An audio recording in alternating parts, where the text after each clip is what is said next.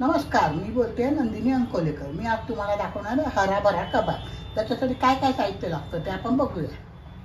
हराभरा कबाब करण्यासाठी लागणारं साहित्य हे मी एक वाटी म्हणजे एक बाउल आहे जवळजवळ। हा बारीक पहिल्यांदा पालक स्वच्छ धुवून बारीक चिरून घेतलेला आहे। हा कच्चाच पालक आहे, बॉईल वगैरे काही करून घेतलेला नाही आहे। आता त्याला बाकीचं साहित्य लागणार आहे। अर्धी वाटी मी मूग रात्री भिजवून ठेवलेले, ते साधारणपणे एवढे झाले आहेत। ते कच्चेच मूग आहेत। 4 ते 5 लसूणच्या पाकळ्या घेतल्या आहेत। अर्धा इंच ते 1 इंचाचा आल्याचा तुकडा, 3 ते 4 हिरवी मिरची घेतली आहे। आपण आपल्या आवडीनुसार मिरची कमी जास्त करू शकता। 1 टीस्पून आमचूर पावडर घेतलेली आहे। 2 ते 3 टेबलस्पून बारीक चिरलेली कोथिंबीर घेतली आहे। हे एक काचेचं भांडं भरून मी पुदिन्याची स्वच्छ पानं धुवून घेतलेली आहे। चवीनुसार मीठ, 1 टीस्पून थोडीशी साखर टाकायची असते, म्हणजे पालकाचा उग्रवास निघून जातो, म्हणून 1 टीस्पून साखर घेतली आहे। आणि लागेल तसं आपल्याला ब्रेड क्रम लागेल।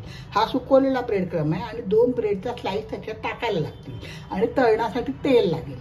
आता आपण पहिल्यांदा ना एक मिश्रण तयार करायचे आहे, ते मी तुम्हाला टाकायचे आपण याच्यामध्ये मिक्सरमध्ये।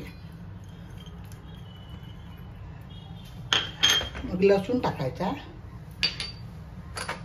आल्याचे तुकडे टाकायचे, हिरवी मिरची कापून घेतलेली आहे ती टाकते, आमचूर पावडर टाकते,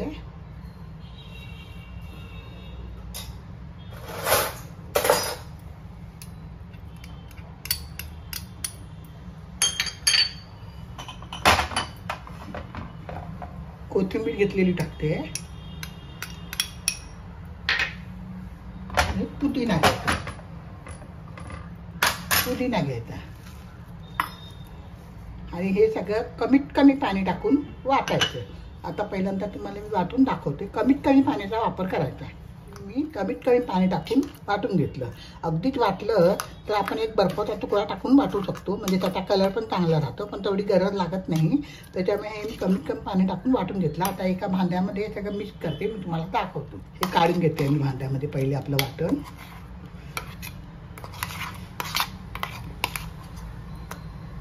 चिरलेला मी बारीक पालक टाकते सगळ्या। प्रत्येक जण वेगवेगळ्या पद्धतीने करते, मी तुम्हाला माझी पद्धत दाखवते आहे। माझी पद्धत एकदम सोपी आहे। तुमच्यावर मला शेअर करायची वाटली म्हणून मी तुमच्यावर शेअर करते। माझ्या चॅनलवर नवीन असाल तर सबस्क्राईब करा, लाईक करा, शेअर करा, मित्रमैत्रिणींना शेअर करा। आता चवीनुसार मीठ टाकते मी आणि थोडीशी साखर टाकते आणि आपण मिक्सरमधून ना ब्रेड फिरवून घेतला, म्हणजे त्याचा बुका झालेला आहे। आता तो आपल्याला जरुरीप्रमाणे टाकायचा। तो थोडा सुरुवातीला मी टाकते आणि हाताने चांगलं नीट मिक्स करून घेते।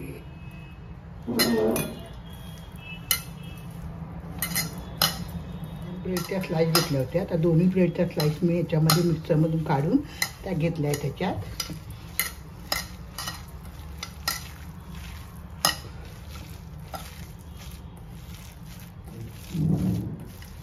याचे आपण कबाब करूया। आपल्याला जी साईज पाहिजे असेल त्या साईजप्रमाणे आपण करायचे आणि ब्रेड क्रममध्ये गोळायचे जरा।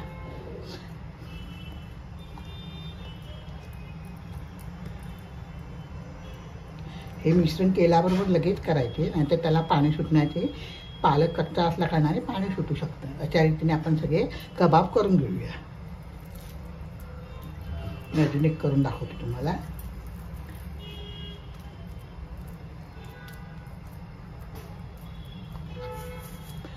ब्रेड क्रम मध्ये घोळायचा,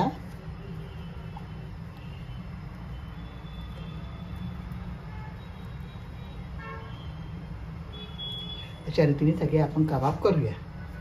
कबाब तयार झालेले आहेत। आता आपण फ्राय पॅन मध्ये तेल टाकलेलं आहे, तर त्याला घेऊया। चला, मी आधी तापत ठेवला होता।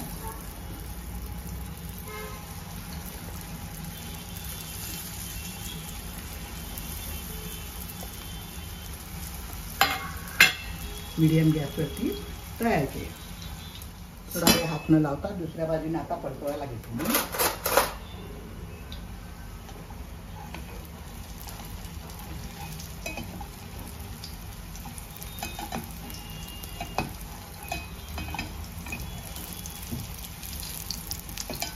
दोन्ही बाजूने ते चांगले खरपूस तळून घेऊया। दोन्ही बाजूने चांगले खरपूस तळून घेऊ. हे बघा, आता आपण ते पेपर नॅपकिन प्लेटमध्ये टाकून त्याच्यावर टाकायचे, म्हणजे पेपरमध्ये जी काय तेल असेल ते निघून जातं.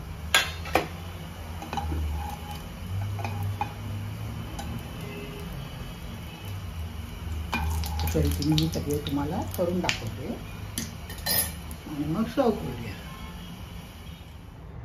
एवढ्या साहित्यामध्ये ह्या आकाराचे 10 कबाब तयार झाले आहेत. आता त्याच्यावर आपण चाट मसाला टाकून सर्व करूया. थोडासा चाट मसाला टाकायचा म्हणजे चटपटीत छान लागतात ते. आपण आता सर्व करूया.